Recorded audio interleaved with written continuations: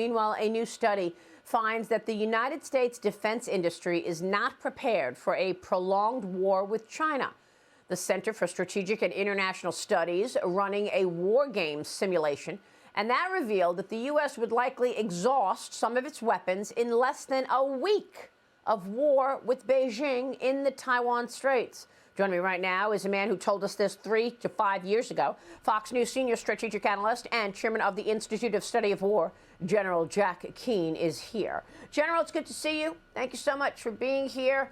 I know over and over again we've had this conversation, and you have said many times we are outgunned. We need to invest more in our defense against potential problems with China. What is your reaction to this study? Yeah, well, it just confirms once again things that we already know.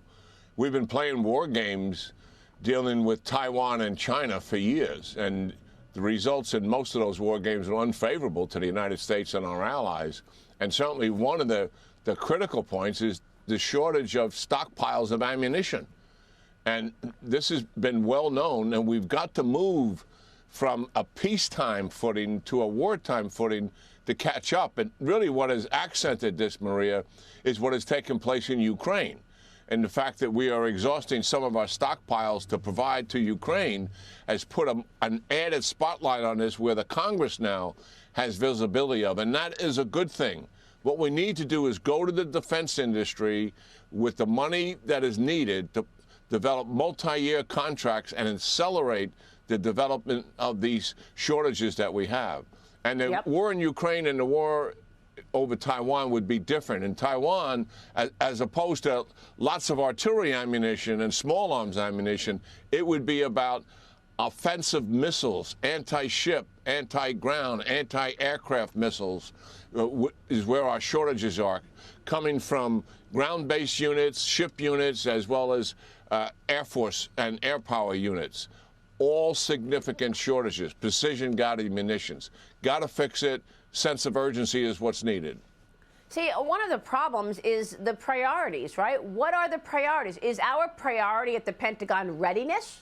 Or is our priority transgenderism and woke training? You've got this showdown about to happen, you know that, in June, where the debt ceiling is going to have to be raised. The Republicans want to go back to 2022 levels of spending. But if you go back to 2022 levels of spending, that's a $75 billion cut in defense spending. So what are you going to cut? Is it enough to cut out woke training and this, constant conversation about transgenderism to change the priority to readiness and not all this other stuff? The Pentagon now is reportedly in the early stages of preparing for House Speaker Kevin McCarthy to visit Taiwan.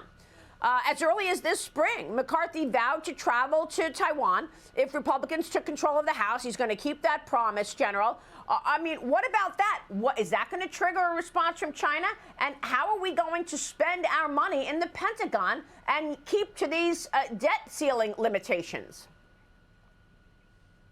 Well, first of all, yes, Speaker McCarthy will likely go. He advertised he would. And I'm sure that, as you indicated, plans are being made. Listen, he has every right to go to Taiwan. I mean, to show political support to the Taiwanese, as he would for other countries, and also to commit to them that the Congress of the United States, at least the portion that he's in charge of, is going to support Taiwan with military assistance.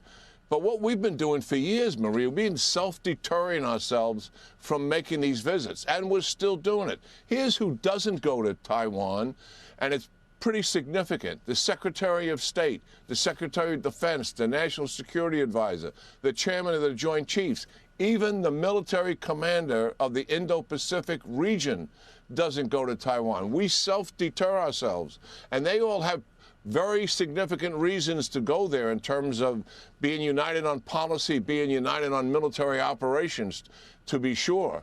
So we have to stop worrying about China getting upset over a visit that is something that we should be doing, and it'd be irresponsible not to do, and we got to get on with it and stop cuddling China's provocation threat as a reason for not going.